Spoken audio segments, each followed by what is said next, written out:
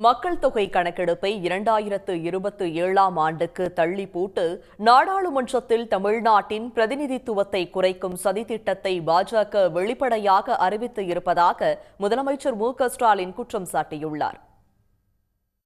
2026ஆம் ஆண்டுக்கு பிறகு நடத்தும் முதல் மக்கள் தொகை கணக்கெடுப்பை தொடர்ந்து தொகுதி மறுவரையறை செய்ய வேண்டும் என அரசியலமைப்பு சட்டம் கூறுவதை அவர் சுட்டிக்காட்டியுள்ளார்.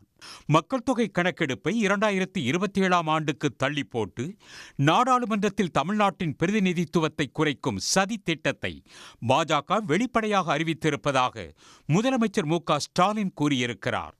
தொகுதி மறுவரையறை ஆபத்து குறித்து முன்பே தாம் எச்சரித்திருந்ததாகவும் அது இப்போது நிரூபணமாகிவிட்டது என்றும் அவர் கூறியுள்ளார்.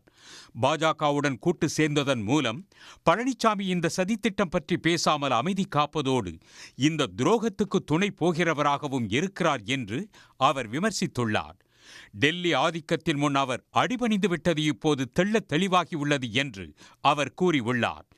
நியாயமான தொகுதி மறுவரையறை எனும் கோரிக்கையில் தமிழ்நாட்டு மக்கள் ஒன்றுபட்டு நிற்கிறோம் என்று குறிப்பிட்டுள்ள முதலமைச்சர் மு.க.ஸ்டாலின் ஒன்றிய அரசு எங்களுக்கு தெளிவான விளக்கத்தை அளித்தாக வேண்டும் என்று வலியுறுத்தியுள்ளார்.